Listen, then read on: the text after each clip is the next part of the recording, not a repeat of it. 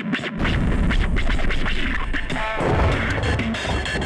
the boys with the toys and the big making noise.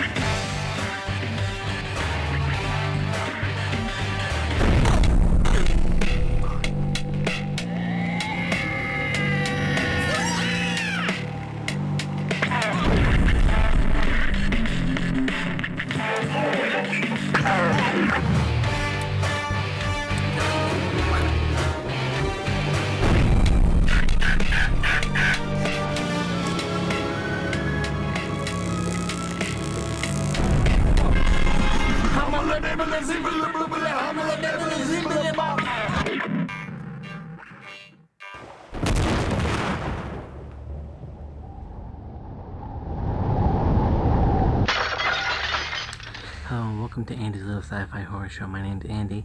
This is my little 10-minute window to the rest of the world, and right now I get the house alone. My wife and daughter are visiting the in-laws, and I am just taking this moment in time. Woo! I look like hell, I know. These self-quarantine things still going on. It's day 10,000. And there's a storm coming. Did you hear that? Strange electricity in the air.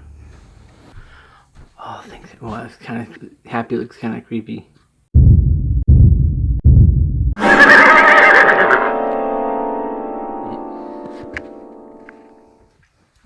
Wait, did you hear that?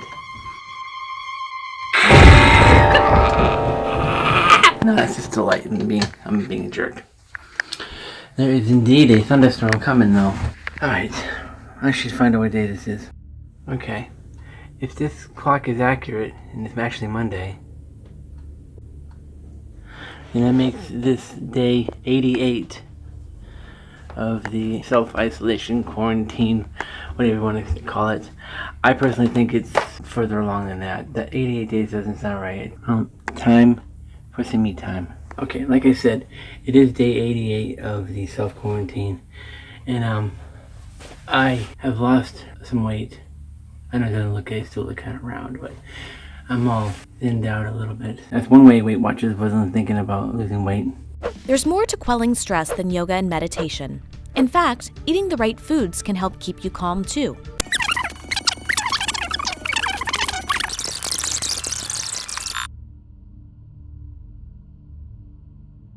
Like I said, I get the house alone, and I don't want to watch another movie right now because I've been watching way too many end of the world quarantine kind of films lately. Because I watched The Crazies. I taking me no place.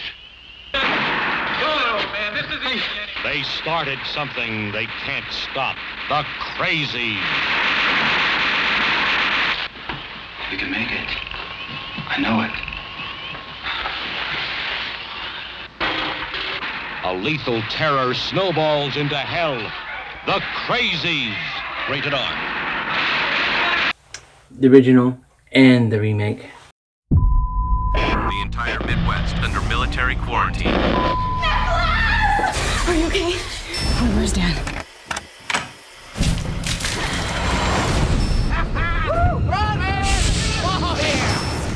It's okay, I'm not sick.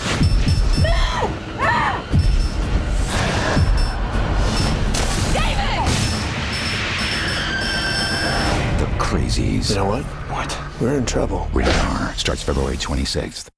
The original Lynn Lowry one, and I can't remember who the hell is in the new one, but it's very good. I was actually very surprised. And overall, the vibe of the movie at any other time would be a little more terrifying. Spoiler alert.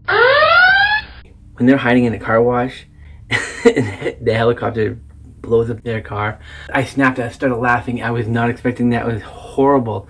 And I'm laughing, and I actually found myself saying, why am I laughing at that? That was terrible. But it was very funny. But I watched another one that kind of like hit heavy with Contagion. I'm sorry, she failed to respond. Can I go talk to her? Your wife is dead. What are you talking about? What happened to her? Could someone weaponize the bird flu? Someone doesn't have to. The birds are doing that. In 3 months, it's 1 billion sick. That's where we're headed. People will panic. The virus will be the least of our worries. It will tip over. It's figuring us out faster than we're figuring it out. Contagion, rated PG-13.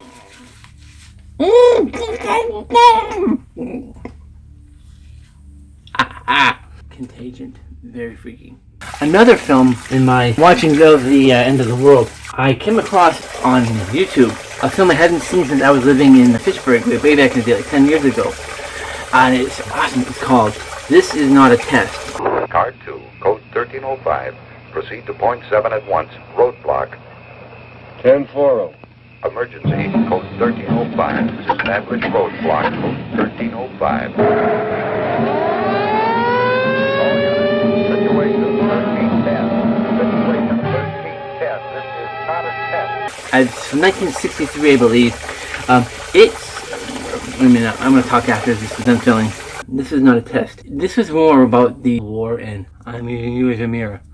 More of the dropping the bomb kind of scenario, and they were really convinced that bomb shelters, even makeshift bomb shelters made out of trucks or wherever, were going to be enough to save the people. What was very interesting about this is you can tell it was made in the 60s, and they were making a really big political statement with it. They didn't show what happened to everybody. In fact, about 1/4 of the cast escapes from the main cast, and they go off and hide into a mine. Spoiler alerts here. And you don't see them again. You don't find out if they made it or anything like this. It's wonderfully well done. It makes you have to think. And I know today's modern day audience doesn't like to think.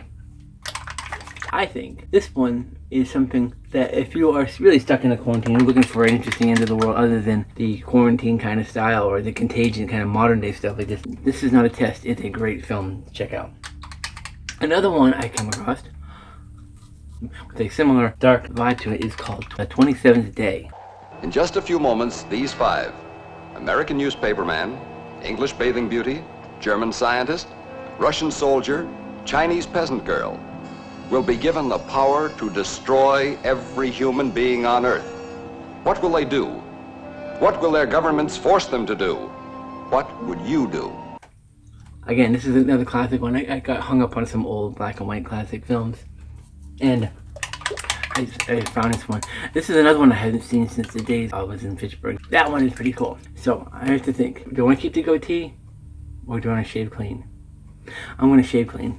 Pardon me.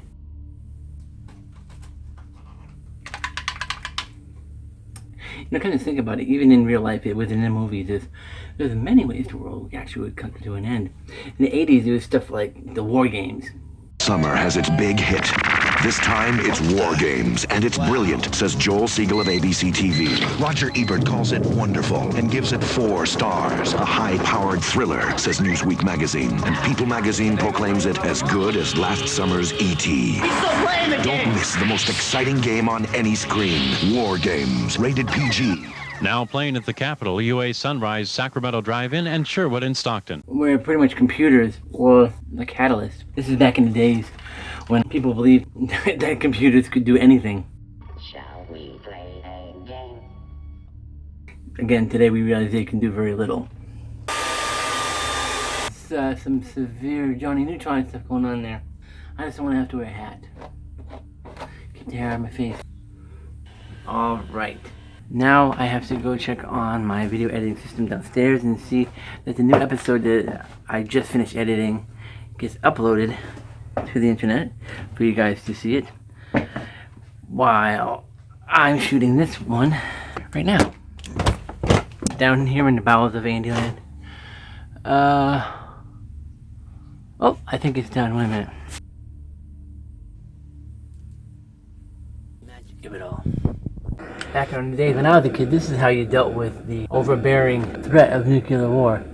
You had corporate America change it into a video game and you have full control of it. But I gotta tell you, this is a game that I've always not been that good at, even in the arcade.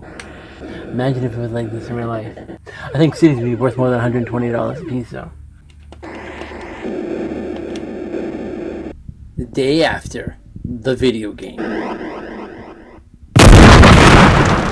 That's all I have time for in this episode of Andy's Little Sci-Fi Horror Show. I guess we can come to the conclusion that the real life is not quite as interesting as it is in the movies. On that note, stay healthy, stay alive, and for God's sake, stay 6 feet away. At least maybe until next March. Good night.